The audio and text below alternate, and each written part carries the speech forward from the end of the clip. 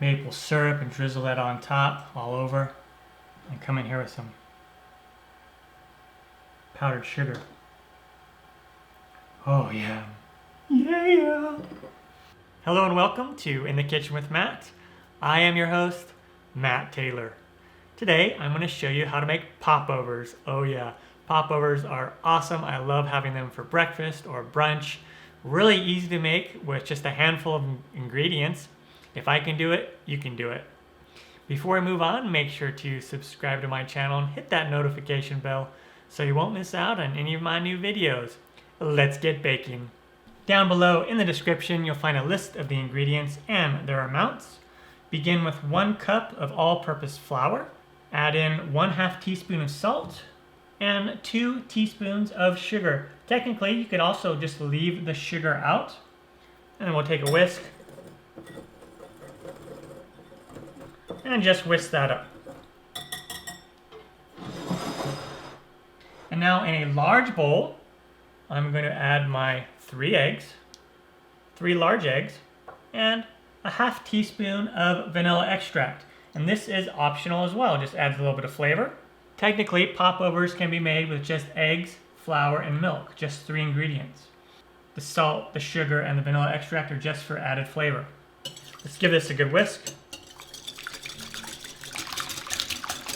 Now I'm just doing this with a hand whisk, but a lot of times this popover batter is made in a blender.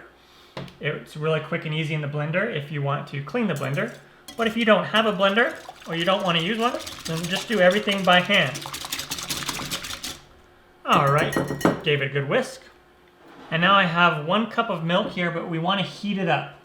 We want it to be warm, not hot, warm. Popover batter needs to be kind of lukewarm when it goes into the oven. Let's heat this up in the microwave. I'm going to do it about 45 seconds. Just needs to be warm, kind of the same temperature that you would if you were going to put yeast in this, okay? So right around about 100 degrees Fahrenheit. If it's too hot, it'll cook the eggs and we don't want that. Also preheat the oven to 400 degrees Fahrenheit or 205 Celsius.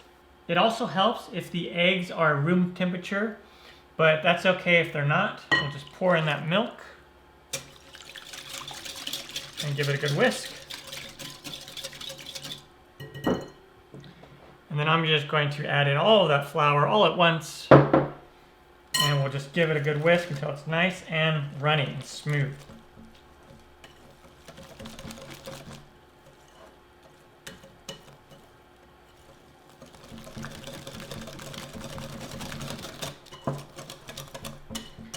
You can see how a blender would come in very handy.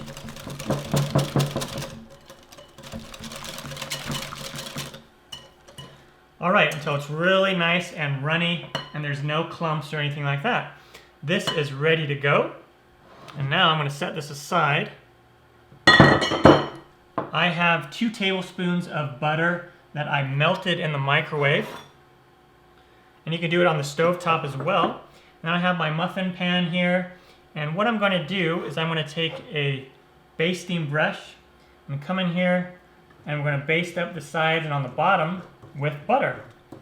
Alternatively, you can just spray the pan with kitchen spray if you want, but the butter adds a nice little flavor. Let's just baste all the insides here. And this will add some flavor, but also keep the popovers from sticking too much to the pan. They might stick a little bit still, but this will definitely help it. Alright, and any leftover butter you have, I'm just going to put this right in the batter. And then I'll just give that a good whisk. And now we put in the pan by itself first into the oven, and we want to heat it up for about 2 to 3 minutes until it gets hot. Because it's important that the pan is hot when we pour in the warm popover batter. Alright, I'm going to just heat this up for about 2 to 3 minutes in the oven first. Alright, my pan is really hot. You don't want to go too much longer than 3 minutes because the butter will start to burn. And of course I use my hot mitt to take the pan out of the oven. And what I'll do now is I'll take a 1/4 cup measuring cup and just come in here and we're going to fill these all up. So it's about 2/3 full.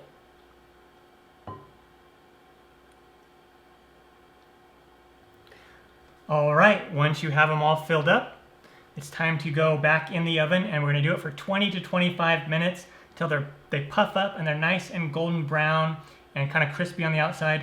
Do not open the oven sooner than 20 minutes because it might cause them to deflate.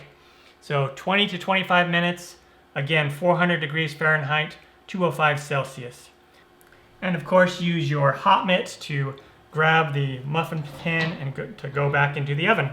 And when they come out of the oven, they will look something like this. See, this is where the name Popover comes from, as they come up and they spill over the top of the muffin pan or the specific little popover pans. And there we go. And you just let this cool for about 2 minutes, 3 minutes just in the pan. You don't want to leave it too long in the hot pan because it is liable to deflate. So just leave it here for, like I said, about 2 minutes, and then we'll move them over to a wire rack to cool completely. All right, and once they cool a little bit, you can just take them out. And then once on the wire rack, they only need to sit for a couple of minutes, and then they are ready to serve however you want. And let me pull one of these apart and show you what it looks like. Be kind of crispy on the edge, and it might be hollow on the inside. Most of the time it'll be a little bit hollow on the inside. And one thing I want to note is this recipe is a little bit on the eggy side. I like mine to be a little eggy. Try it like this first, and if it's a little bit too eggy for you, you can reduce the eggs by 1 and use only 2 eggs instead of 3 eggs. And my favorite way to eat these, kind of like a pancake, just take some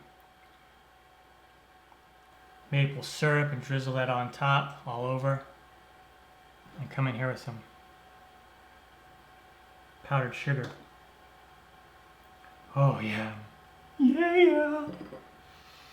And sometimes the pocket, it'll form a little pocket. The popover will, and then the syrup will pool up there. Oh, so yummy. All right, the popovers are done and turned out fantastic. Really easy to do. If I can do it, you can do it. If you like eating popovers, drop a comment down below and let me know what your favorite toppings are to put on them. I'm Matt Taylor. This has been another episode of In the Kitchen with Matt. Thank you for joining me. As always, if you have any questions, comments, or requests, put them down below and I'll get back to you as soon as I can. Thumbs up, down the corner, push it. Don't forget to subscribe to my channel and check out my other videos. Take care. Time for me to dive into this. Oh yeah, super excited.